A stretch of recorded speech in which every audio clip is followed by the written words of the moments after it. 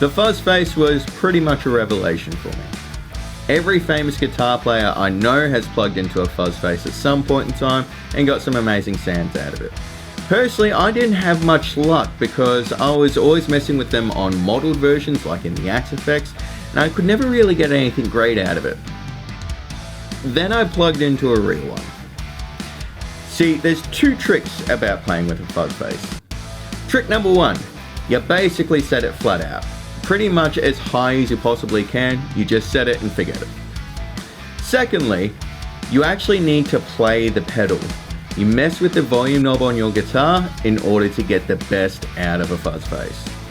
Not being an electronics guy, my explanation here could be a little bit off, but from what I experience, I would suggest that the input of a fuzz face is incredibly sensitive, and it's very easy to make it fuzz out.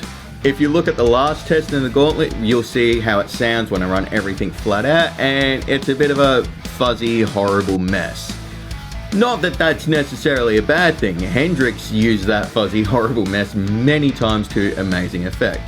But it wasn't exactly Eric Johnson, was it? However, if you plug into a real one and roll the volume off on your guitar to about 8, you'll literally feel like the entire pedal shift, and it will go from being this really fuzzed out mess into like the sweetest overdrive distortion, fuzzy, warm, fluffy thing that you've just ever heard. It's absolutely brilliant. You roll your guitar volume off even more and it gets cleaner and cleaner. You can actually legitimately get clean sounds using this fuzz pedal. Dig in with your pick and the entire thing will just screech in protest in the most beautiful way. It is such a responsive and fun pedal to play. Learning how to play a fuzz face is something that pretty much every electric guitar player should learn how to do. It will make you so much more aware of your gain, it will make you more aware of your picking, it will make you more aware of your dynamics, it will basically just make you so much more aware of your playing in general. Just make sure that you're plugged into an actual fuzz face. Modeling has got close, but I still haven't found any sort of model that gets pretty much exactly the same.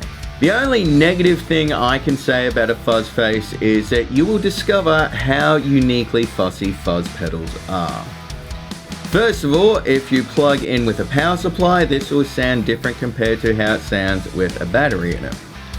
If you're using germanium transistors, you'll get one response. If you're using silicon transistors, you'll get a different response. You need to make sure the fuzz face is first in your signal chain. It needs to be the first thing, otherwise you're gonna get a fuzzy mess.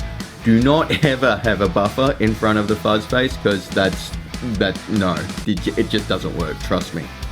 Wireless units are hit and miss, usually a miss, and also sometimes some pickups are just flat out wrong for it.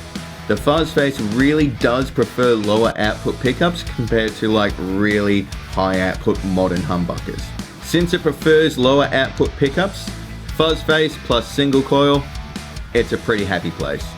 So if you've ever plugged into one of these and got nothing but noise and agony, yeah, I believe you. However, for those of us who are plugged into a fuzz face and the moon is in the right position and we've got the right power supply and we're playing the right guitar and it's plugged into the right amp and we've got our volume set in the exact right spot, yeah, we've never looked back. That is one of the best noises you'll ever play with.